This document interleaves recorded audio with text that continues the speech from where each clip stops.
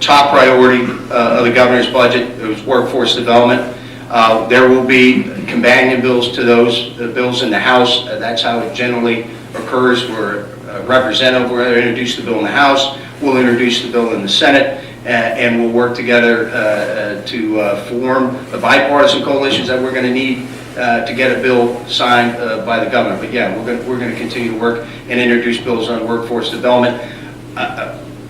And I should give a shout out to former Congressman Lou Barletta. I want to thank him publicly. The work that we've done together on the SHINE program, which I consider a workforce development program. We have a career academy component built in where our career and technical schools, and the Hazleton Career and Technical School is phenomenal. They've done great work. Hands-on STEM-based learning where we're trying to develop the skill set so that a child graduating high school can go right into one of those new jobs here in Greater Hazleton or in the South Valley, or they can go on to community college or to a four-year institution, or go on and become an apprentice in one of our building trades. So the SHINE program, that's one that's already up and running that I think is a very important workforce tool. In the Governor's Command Center, that was done by executive order, not by legislation, but I think out of that command center, you're going to see some reform changes that will certainly be part of the budget, whether that is an individual piece of legislation or part of the education code, the tax code, the fiscal code. You're going to see some changes in workforce development in Pennsylvania by June. We need to be open-minded to a minimum wage increase.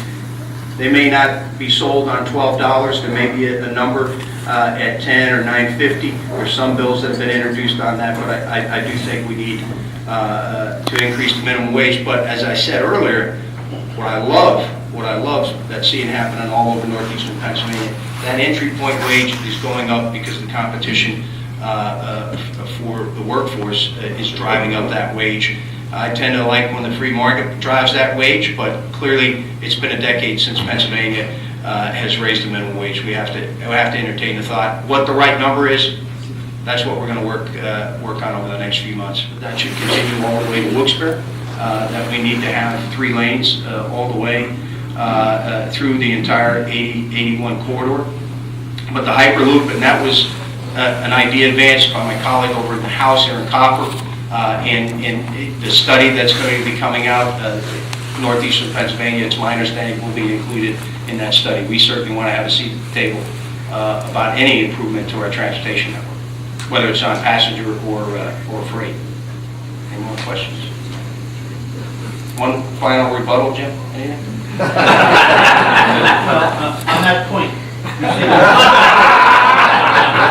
the study is from where to where, and you want it to come further on? No, there is a conversation at PennDOT talking about going from Maryland to the border of Maryland to the split at 81 and 78. I want to make sure. The Hyperloop's a different study, and I believe that in that study, northeastern Pennsylvania is already part of that conversation.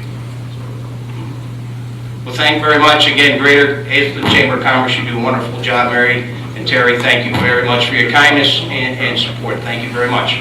Thank you.